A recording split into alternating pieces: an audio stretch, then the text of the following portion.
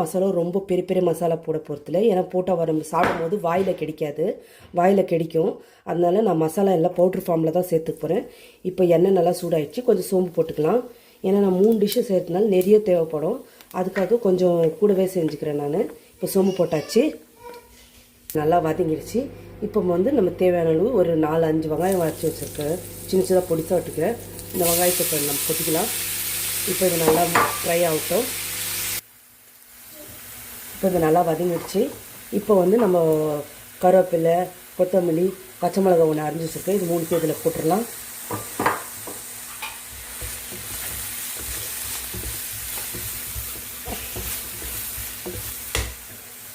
இப்போ இது நல்லா பொரிஞ்சிடுச்சு. இப்போ நம்ம மசாலா சேர்க்க ஆரம்பிச்சிடலாம். இப்போ மசாலா சேர்க்கலாம். நல்லா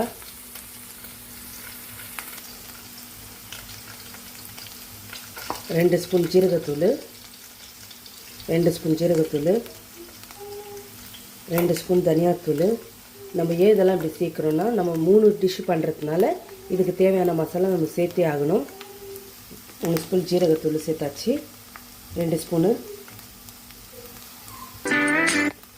1 ஸ்பூன் கரம் மசாலா தூள் சேர்த்தாச்சு. இப்போ இது நல்லா வதங்கட்டும். நம்ம உருளைக்கிழங்கு போட்டோம், ஏற்கனவே உப்பெல்லாம் போட்டதுனால 2 மசித்த உருளைக்கிழங்கு, ஏன்னா ஒரே ஈவனாக இருக்கணுன்ட்டு நான் துருவி எடுத்துருக்கிறேன் வேக வச்ச உருளைக்கிழங்கு. இது நான்வெஜ் செய்கிறதுனால கொஞ்சம் இஞ்சி பூண்டு விழுது இருந்தால் தான் நல்லாயிருக்கும் டேஸ்ட்டு. கொஞ்சோண்டு இஞ்சி பூண்டு விழுது போட்டுக்கலாம். அரை டீஸ்பூன் இஞ்சி, அரை டீஸ்பூனு பூண்டு சேர்த்துக்கலாம்.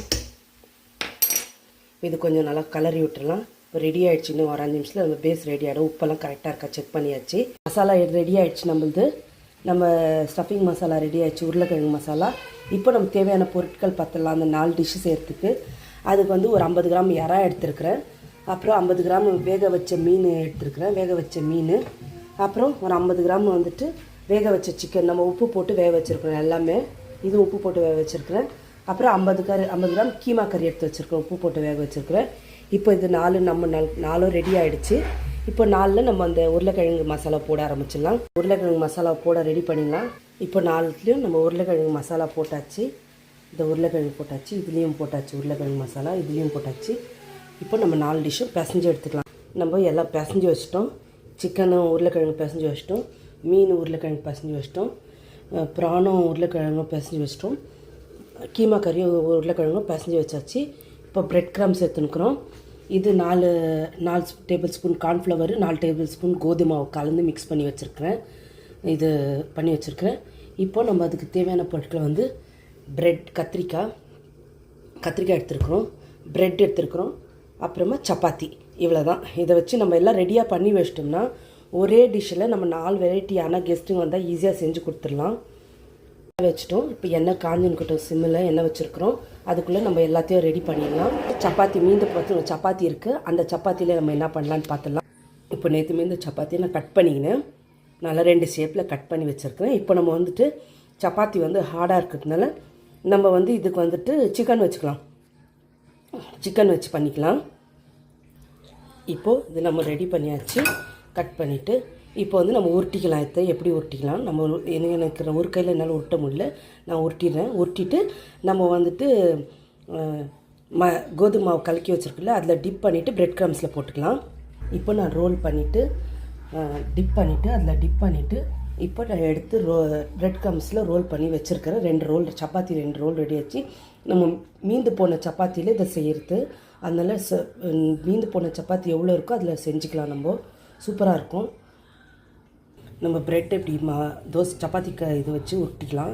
உருட்டின்னு கொஞ்சம் நீளமாக பண்ணிக்கலாம், நம்மளுக்கு தகுந்த ஷேப்புக்கு. கொஞ்சம் சாஃப்டாக இருக்கிறதுனால உருட்டிக்கலாம்.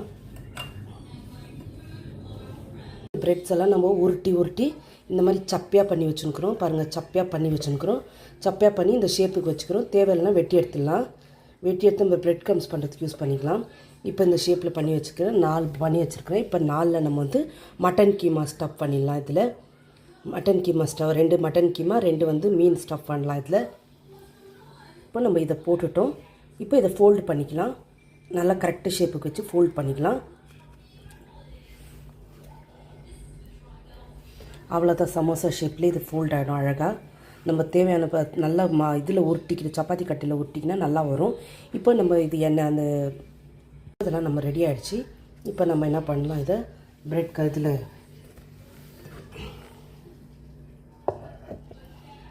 இல்லை முக்கி எடுத்துக்கலாம்.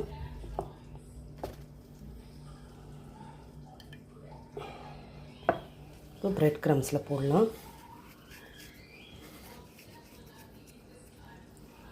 இப்போ நம்ம 4 ரெடி பண்ணிட்டு பிரெட் க்ரம்ஸில் முக்கி எடுத்தாச்சு. இப்போ இந்த 4த்தையும் நம்ம பொரிச்சு எடுத்துக்கலாம். இப்போ எண்ணெய் சூடாகிடுச்சு. இப்போ இதில் போட்டு போட்டாச்சு. சப்பாத்தியில் சுட்ட ரோல்ஸையும் இப்போ நம்ம போட்டுக்கலாம்.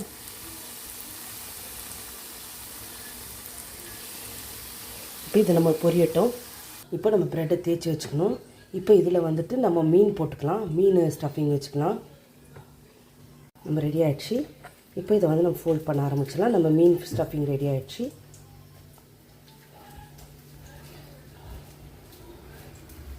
ரெடி ஆகிடுச்சு. இப்போ மாவில் முக்கி எடுத்துக்கலாம். நம்ம பிரெட் க்ரம்ஸில் போடலாம். இப்போது இதை நம்ம பொரிக்க போட்டுடலாம்.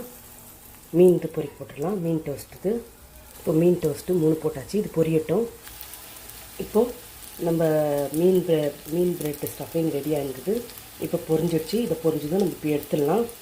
போட்டாச்சு. இப்போ இது வந்து பொரிஞ்சுருக்குது. இப்போ கத்திரிக்காய் ஸ்டஃபிங் எப்படி செய்கிறதுன்னு நம்ம ஆரம்பிச்சிடலாம். கத்திரிக்காய் இப்போ இந்த கத்திரிக்காய் வந்து மெல்லிசாக சீவி வச்சுருக்கோம். இது பெரிய கத்திரிக்காய். இதை மெல்லிசாக சீவி வச்சுருக்கோம். இப்போ இதில் நம்ம மசாலா ஸ்டஃப் பண்ணி எப்படி ரோல் பண்ணுறதுன்னு பார்த்துடலாம். இப்போ இதில் நம்ம எறா வச்சுக்கலாம். எறா ஸ்டஃபிங் வைக்கலாம்.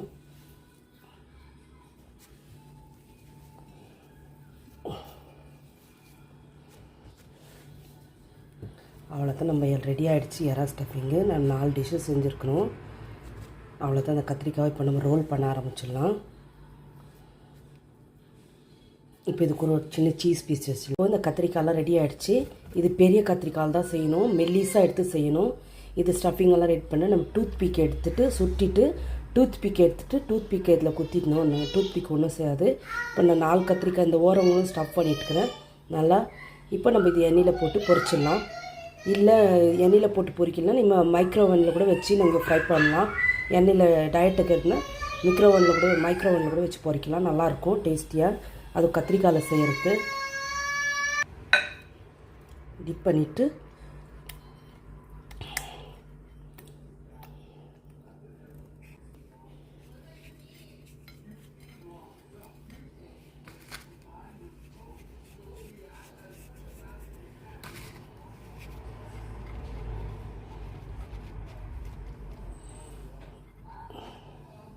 இப்போ பிரெட் க்ரம்ஸ் போட்டாச்சு.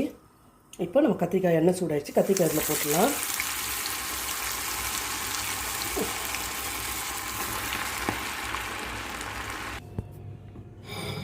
நம்ம சுவையான கத்திரிக்காய் ப்ரான் ரோல்ஸ் ரெடி ஆகிடுச்சு. நம்ம கத்திரிக்காய் ப்ரான் ரோல்ஸு